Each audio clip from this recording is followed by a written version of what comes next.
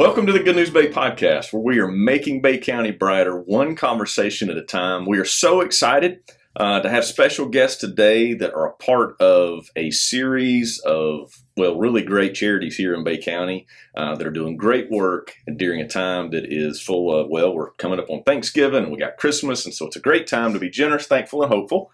And so the special guests that we have today are from Anchorage Children's Home. We have Joel Booth, who is the director of the Children's Home, or executive director, I think would be the right way to describe that. And then Brooke Bullard, who is, you've always been, I've known you as the director of development. That's correct. But there's a lot of marketing in that, a lot of being at these events. Y'all just did a big golf tournament fundraiser that went really well. Yes, sir. You had a big role in organizing some of that. You guys have a lot of events coming up toward the end of the year, or I should say, as we get to the end of the year, I know there's a big, the board does a luncheon, and it's a chance to celebrate the employees and how hard that they have worked and the accomplishments. I've been at those before. They're amazing. And so it's great to see the loyalty of many of the employees. But as we jump in, because we got such limited time, let me ask you a question. Has it, and we're going happy places from here, okay? But it's safe to say that, like all these organizations, it's been hard during the hurricane and the pandemic. Is that safe to say? That's very safe to say. Very accurate. Yeah. And I know that I just want you to know I admire what you do, because as many of the rest of us at times have had to be isolated, or many of the viewers and the listeners, they've stayed at home and been able to isolate. First responders have not been able to do that. Our medical care people have not been able to do that. What you guys do very specifically, you got a number of children's home programs, but a kind of a flagship of that has always been the homeless shelter that we call Heidel House. There is a group home that's a part of that. There's a whole list of these programs that you can click online and see. But y'all didn't get to take a bunch of time off during the pandemic, right? We did not. I equate it to, we are the emergency room in social services. So we are open 24/7, 7 days a week, 365 a year. Yeah. And our people are very committed to helping children and families that are in need. And it was very trying. We all dealt with the fears of COVID, not knowing. Yeah. But we had to work through that and put the appropriate protocols in place and just keep moving forward and serving kids. I keep talking about all the new people that have moved to Bay County. I know that like to a person, there's 6,590 people that have transferred a valid driver's license from another state to our community, right? Mm-hmm. Which is great, because these are all working people, we think. Right. They're going to keep coming, but many of those are people that are listening to a podcast like this, wanting to know what are some great organizations. That's why we're doing a podcast like this, and I want them to know you guys have been around 38 years. Yeah. I don't know that it's fair to say it. Like I kind of have an all-shucks personality, because I'm just kind of simple in a lot of ways. You guys are kind of mom and pop from the standpoint of your grassroots. You're locally funded. You have kind of always been that way. A lot of spiritual background in that funding. Methodist initiation, I think. A lot of Baptist help. Did I say that wrong? Not denominational when it began back in that. I have no idea what the founders, if they were Baptist, Methodist. He's digging at me because I'm a Methodist, but I grew up Baptist. I grew up Baptist. So I claim that. I grew up Baptist knowing our church gave to Anchorage like all those years. They didn't get. They just loved kids. That's right. That was what I was getting at. Just making sure. Yeah. No, we enjoy the support of the faith community and many different churches, including yours. Right. Really help carry us across the finish line every year. Yep. From a funding standpoint. Well, what you guys do is critical. You are the only homeless shelter for teenagers in Bay County. Yeah. And so they are it. And what you do is phenomenal. We do partner with you guys. They can go to they go to our website, they're going to find a link under how to serve to your website, because that's how much we believe in you guys. Let's quickly talk about ways that people can help. And I'm just going to put it right out front. Everybody's having difficulty getting employees. You guys are not alone in that, but it is tough. And one of the things that I want to highlight, you have opportunities for people to be employed really full-time, part-time, shift work, because with some of these programs, they stay overnight with kids. In fact, you are at this point, you need employment you need people to come help enough that you've been doing some cooking, Yes. right?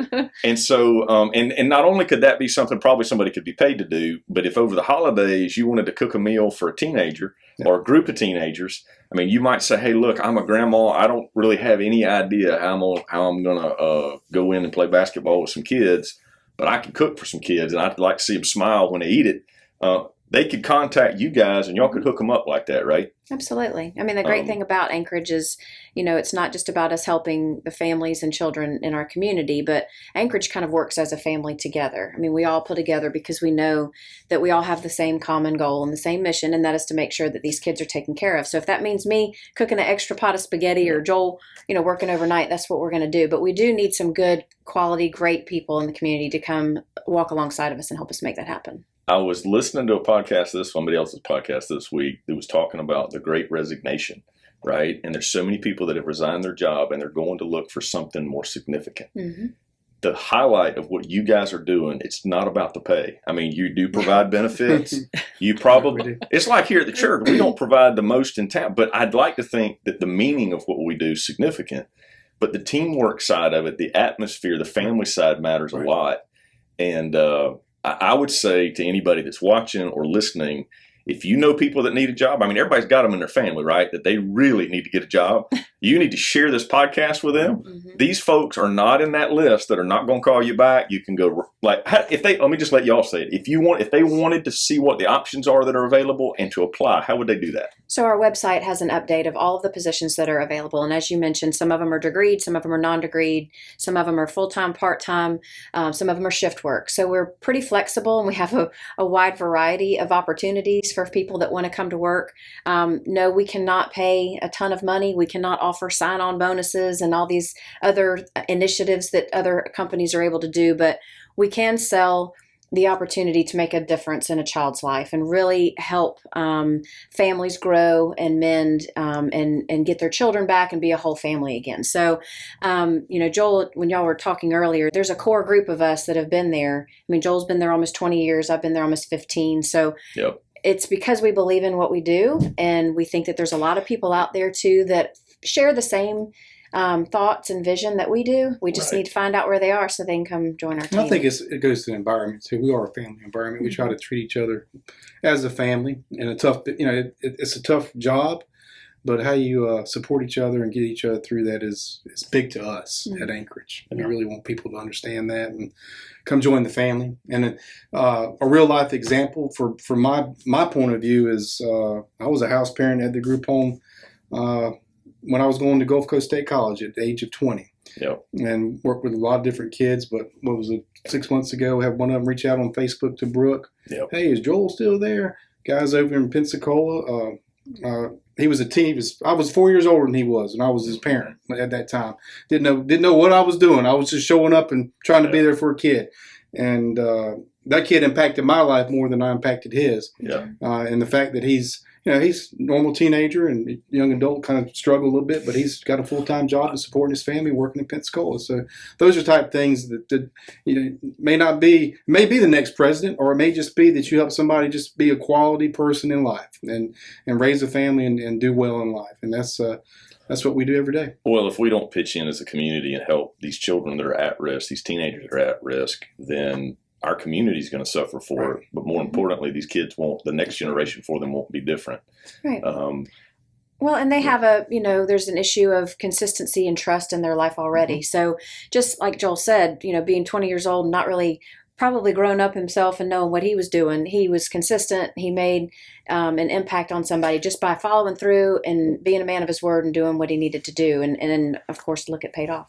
I have literally met probably dozens of people at this point that have moved here for, one of them moved here for construction. Wife was staying home, maybe been here a year and a half. Can you imagine moving here and then the pandemic starts? You got no friends. Right. They're starting to come back out and say, now I want friends. I want community. I want people to do life with. Some of the people that are listening or watching may not be going home for Christmas and Thanksgiving or Thanksgiving, or maybe their kids just got married. And one of the things I want to be talking about soon with our people, you need to get out and do something. Go pick an activity, find a thing to do, and love people, serve people. If they want to come volunteer at a time that would be a quiet time, maybe even be a sad time over the holidays so that they can feel better about helping somebody else, they just need to get a background check, right? Right. There's, different ways. We have different rules and policies in place for our volunteer program because of the nature of work that we do. Of course. But there are opportunities for, like you said, if someone wants to provide a meal a week for the group home, that's less work that our staff that is limited has to do, so they can be investing their time with the children that are in the home. So it can be something as small as that, or it can be, actually coming and being a mentor and coming on a repeat basis.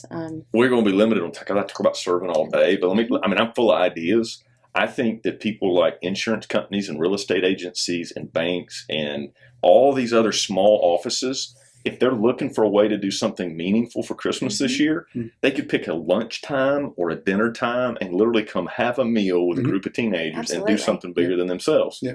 And they might find that they like it and want to do it more often. Right. Well, and the kids enjoy it too, because, they love me, they love Joel, but they love to see some fresh faces around there too. Absolutely. So it does give them a sense of belonging too, in a sense that there are people out there that really care about me and care about my situation. So yeah, and it's rewarding. There are folks that are very generous in Bay County. Even before we came on air, you just can count on certain folks to be very faithful. But it's also a time to remind people this is that time of year that if you're thinking about a good organization to give an end of the year donation to, I just want to tell you this one's credible. The dollars go where they're supposed to go, and they've got credible leadership. On that note, I hope this is a surprise to you. We are trying to have a season of generosity here at the church, and the elders wanted to make a donation. Awesome. We've done some things before, but we wanted to make sure and do it again. I didn't want a big. I'm just going to hand you the check. That's all right. That's but great. This is a check for $5,000. Oh wow! Yikes. To whatever you guys think it needs to go to. We trust you with it, and we want to support and encourage what you're doing. That's so I'm gonna hand. I don't know who do I hand that to. Give that to me. Thank you very much. Yes, thank you so much. Hey, thanks for being our guest. Yeah. Y'all go share with all your friends that need a job that there's some viable, meaningful work here. You know who they are. And if you can help serve in some way or give, please help this fine organization out. Anchorage Children's Home. Joel, Brooke, thank you so much for being here today. Thank you very much. Appreciate you so much. Thanks so much for watching this episode of the Good News Bay podcast, where we are making Bay County brighter, one conversation at a time. We would be so encouraged if you will help us make Bay County brighter by liking and sharing on YouTube, Spotify, and Apple Podcast. If you subscribe to the podcast, you also will get all the upcoming content, and it will help us encourage your world as well as making the lives of others brighter. Thank you so much, and we'll see you soon.